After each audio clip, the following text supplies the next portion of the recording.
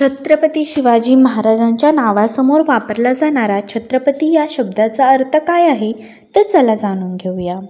छत्रपती शिवाजी महाराज हे महाराष्ट्राचे आराध्य दैवत मानले जातात. रयतेचा राजा म्हणून ओळखले जाणारे छत्रपती शिवाजी महाराज हे कर्तृत्वान युगपुरुष होते. स्वराज्य स्थापनेसाठी आपली आयुष्य वेचले. अष्टपैलू व्यक्तिमत्व, दूरदृष्टी, असीम ध्येय, पराक्रम, धाडस, बहुविध गुणांनी परिपूर्ण असलेले महाराज रयतेवर जीवापाड प्रेम करायचे. आज या सामर्थ्यशाली योद्धा, युग परिवर्तन जाणता राजाचे संपूर्ण जीवन आणि कार्य आपल्याला प्रेरक आहे.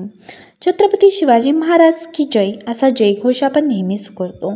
पण तुम्ही कधी विचार केलाय की छत्रपती शिवाजी महाराजांच्या नावासमोर लावला जाणारा छत्रपती या शब्दाचा अर्थ काय आहे? तर आज आपण तेच जाणून घेऊया. छत्रपती शिवाजी महाराजांचा राज्याभिषेक 6 जून 1674 रोजी किल्ले रायगडावर झाला होता. हा दिवस मराठ्यांच्या इतिहासातील सुवर्ण अक्षरांनी कोरलेला दिवस होता. आज आपण शिवरायाभिषेक दिन म्हणून साजरा करतो. याच दिवशी महाराजांनी छत्रपती हा सन्मानजनक पदवी धारण केली आणि स्वतःचे एक वेगळे राज्य निर्माण करून मराठा साम्राज्याची स्थापना केली. तर छत्रपती शब्दाचा अर्थ काय आहे? तर छत्रपती ही एक सन्मानजनक आणि आदरयुक्त पदवी आहे जी मराठा राजघराण्यात वापरली जाते. मराठी विश्वकोशानुसार छत्रपती हा संस्कृत भाषेतील छत्र म्हणजे छत्री आणि पती म्हणजे शासक यांचा संयुक्त शब्द आहे. संरक्षण करणारा शासक असा छत्रपती या शब्दाचा अर्थ होतो. तर मराठी राजघराण्यात वापरल्या जाणाऱ्या इतर पदव्या देखील काय पाहूया. मराठा राजघराण्यांनी त्यांच्या साम्राज्याच्या वंशात सन्मान करण्यासाठी अनेक पदव्या वापरल्या आहेत. छत्रपती या सन्मानजनक पदवीबरोबर महाराज, राजे, पेशवे, क्षत्रिय, कुलवंत इत्यादी पदवीसुद्धा वापरल्या आहेत. छत्रपती शिवरायांना महाराज म्हणण्यापूर्वी नेमकं काय म्हटलं जायचं? चला पाहूया.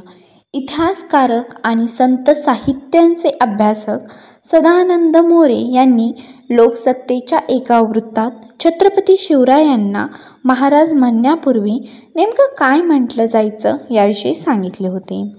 सदानंद मोरे सांगतात, शिवाजी महाराज जेव्हा महाराष्ट्रात राज्य करू लागले तेव्हा त्यांचे मावळे, त्यांचे सरदार, त्यांच्या प्रशासनातील लोक, सैन्यातील सैन्य त्यांना काय म्हणत होते?